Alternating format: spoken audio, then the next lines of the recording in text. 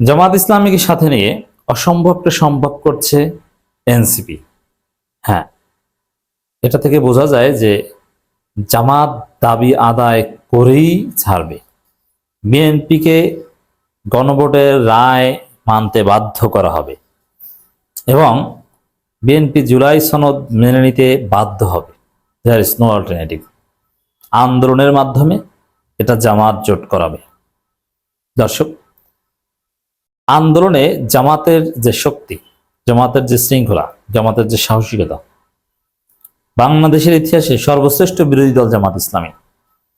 বিরোধী দল হিসেবে জামাত ইসলামের যে কনস্ট্রাকটিভনেস, জামাত ইসলামের যে সাহসিকতা, জামাত ইসলামের যে ক্ষিপ্র গতি, এটা বাংলাদেশের ইতিহাস সেরা। অনেকে বলেন যে আওয়ামী লীগের চাইতে সেরা বিরোধী দল কিছু নেই। হ্যাঁ, জামাতের সমালোচনা আছে, আমরা করব, বাট আওয়ামী লীগের চাইতে হাজার গুণ সেরা বিরোধী দল জামাত ইসলামী।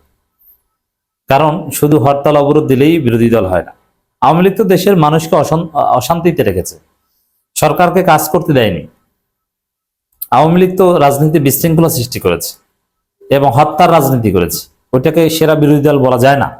সেরা বিরোধী দল হচ্ছে জামাত ইসলামী, কারণ সরকারকে তারা কোঅপারেট করেছে। এবং বাংলাদেশের ইতিহাসে যে গণতান্ত্রিক পার্লামেন্ট আমরা দেখলাম ত্রয়োদশ জাতীয় সংসদের প্রথম অধিবেশনে,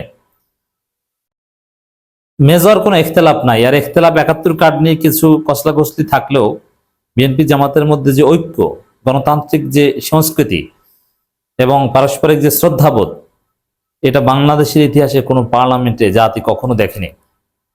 তো দর্শক, এরকম ওয়েস্টমিনিস্টার স্টাইলে এরকম ডেমোক্রেসি তো মানুষ চায়। তো এটা জামাত বিরোধী দল হিসাবে ইতিহাসের সেরা বিরোধী দল বলে এটা সম্ভব হয়েছে। নইলে তো জামাত ঝগড়াঝাটি করে সব সংসদ বর্জন করে ৯০ দিনের জন্য ঘরে যেয়ে বসে থাকতো। কিন্তু না, জামাত কাজ করেছে এবং সমালোচনা করেছে, ওয়াকআউটও করেছে।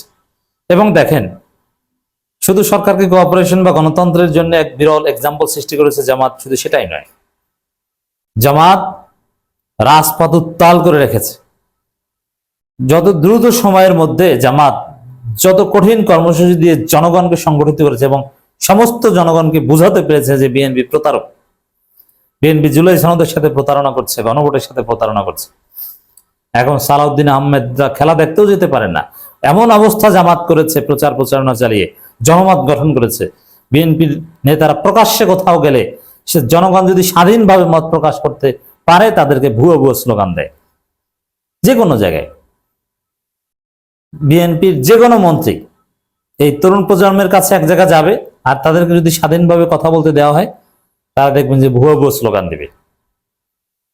তো দর্শক, এই পরিস্থিতি তৈরি করতে পেরেছে জামাত। আপনারা দেখেছেন যে সালাউদ্দিন আহমেদ খেলা দেখতে গিয়েছে, যে স্ক্রিনে তার ছবি দেখিয়েছে, পুরো স্টেডিয়াম উত্তাল ভুয়ো স্লোগানে।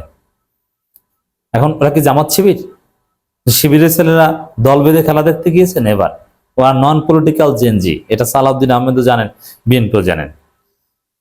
তাদেরকেও বিএনপির বিরুদ্ধে অলরেডি নিয়ে গেছে জামাত। জামাত আন্দোলন করে বুঝিয়েছে যে তারা জুলাই সনদের সাথে গাদ্দারি করছে। সালাউদ্দিন আহমেদ সংসদে যে সংবিধান মারানি ব্যাখ্যা দেন, এটা তরুণ প্রজন্ম পছন্দ করে না, যার ফলে তাকে ভুয়ো বলছে।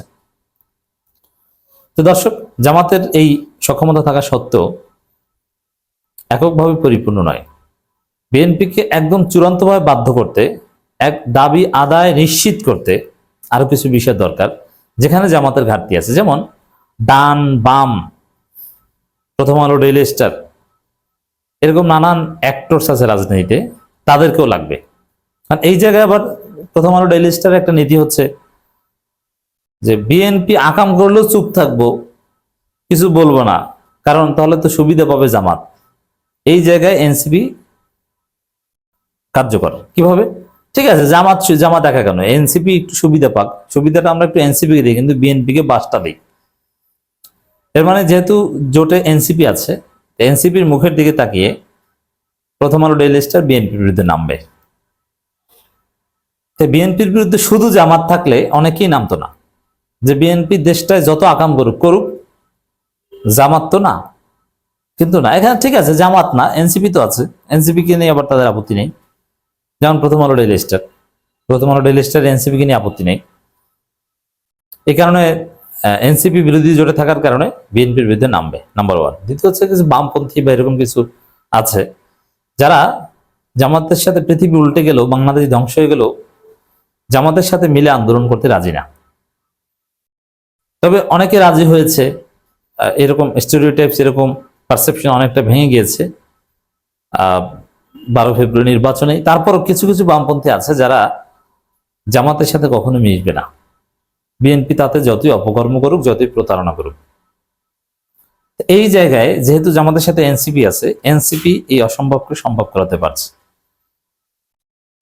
এনসিপি একদম পিওর বাম বা এন্টি জামাত, এদেরকে জামাত জোটের সাথে মিলিয়ে একসাথে বিএনপির উপর চাপ প্রয়োগ করার একটা পরিস্থিতি তৈরি করতে পারছে। এটা এনসিপি ক্যান ডু দ্যাট, সেটা করছে। এটা অনেকটা অসম্ভবকে সম্ভব করা। দর্শক, গণতান্ত্রিক রাষ্ট্র নির্মাণে জুলাই সনদ সংস্কার ও গণভোট বিষয়ে একটা আলোচনা, এর সমাপনী সেশনের একটা খবর আপনাদেরকে বলি, যেখানে আমরা দেখতে পাচ্ছি যে নাহিদ ইসলাম এমপি, তিনি বিরোধী দলের চিফ হুইপ, তিনি সভাপতি। যদিও তার নাম উপরে কেন দেওয়া হয়েছে এটা নিয়ে বিতর্ক হচ্ছে। ওরা ক্ষমা চেয়েছে এবং নাম, সভাপতির নাম শেষে দেওয়া হয়, ওরা শেষেই দিবে। আর প্যানেলিস্ট হিসেবে প্রধান ডাক্তার শফিকুর রহমান এমপি, আমিরে জামাত। এখানে মাহমুদুর রহমান মান্না, এরপরে হাসনাত কায়ুম।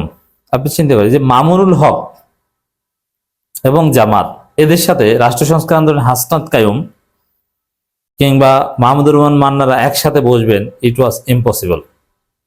এরা একসাথে এই সেমিনারে বক্তব্য দেওয়া, এর অর্থ হচ্ছে তারা একসাথে আন্দোলন করছেন, তারা একসাথে বিএনপি সমালোচনা করবেন, একসাথে বিএনপির উপর চাপ প্রয়োগ করবেন। জাস্ট এটা স্টার্ট।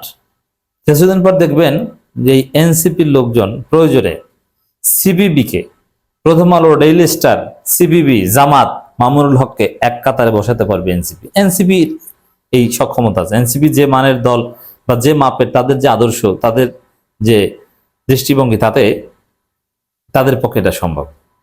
তা এই যে বিষয়টা, যে মামুনুল হক, হাসনাত কায়ুম, ডাক্তার শফিকুর রহমান, এরা এক টেবিলে, এরকম এই অসম্ভবকে সম্ভব করছে জামাতকে সাথে নিয়ে। অর্থাৎ বিএনপি দাবি মেনে নিতে বাধ্য হবে। জুলাই আন্দোলনের যেরকম সব শক্তি, ডান বাম কে কি, এগুলো ভুলে গিয়ে সবাই এক পয়েন্টে একমত হয়েছিল, ওরকম ডান বাম, জামাত, মামুনুল হক, এইসব কথাবার্তা ভুলে যে, বিভাজন ভুলে যে, 71 74 সব ভুলে যে সবাই গণভোটের পক্ষে, গণভোটের রায় বাস্তবায়নের পক্ষে একমত হবে। তখন এটা করতে বিএনপি বাধ্য হবে। দর্শক, গণভোটের রায় অস্বীকার করছে সরকার, আখতার হোসেন এই কথা বলেছেন। তো অস্বীকার করছে, স্বীকার করাতে হবে। স্বীকার করানোর জন্য যা দরকার সেটাই জামাত এনসিপি করবে এবং করছে, সেদিকে যাচ্ছে, আমরা লক্ষ্য করছি।